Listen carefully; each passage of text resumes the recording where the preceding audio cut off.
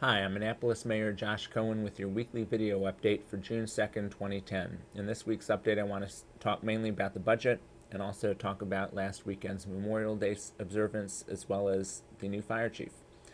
With the budget, the City Council is scheduled to vote on the budget this Monday, June 7th, which will conclude a 6-month process of working to get a balanced budget for fiscal year 11.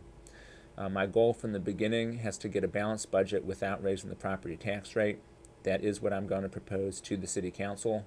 I'm going to be proposing a large budget amendment to the Council tomorrow, Thursday, at a special work session to lay out specifically how I propose to close this record budget deficit.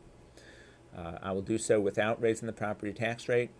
I will do so by balancing our operating budget, meaning the 12 months of expenses.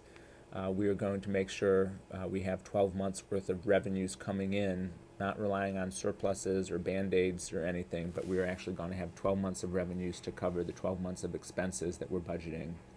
In addition, we need to make sure we have the cash flow to get through the year.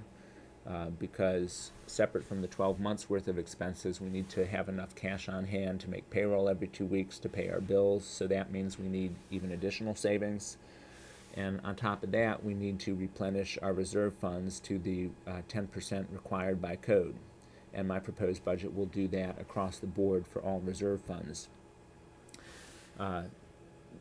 We cannot get there, again, without some cuts. There's going to be some impacts on services. I'm going to be proposing some fee increases, but all fee increases are going to be justified to cover the cost. I'm not going to increase any fees simply because we need more revenue.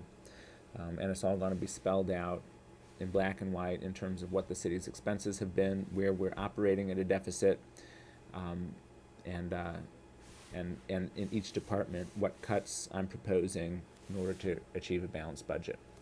So the work session is going to be tomorrow, Thursday at 1:15 p.m. in council chambers. It's going to be televised live. It will also be available on the city website on demand starting on Friday. At the work session, we are going to hear from our actuary for the Police and Fire Retirement Pension Fund. One of the tools I'm using to close this budget deficit is going to be early retirements in police and fire. In last week's video update, I talked about a sweetener for retiree health care for all employees, but in terms of the pension, the city controls the police and fire pension. Other employees go through the state pension, so we have less ability to influence that. But with police and fire, the Department of Human Resources has been in discussions with the police and fire unions to find out what early retirements may occur if the City Council approves some incentives for the pension fund.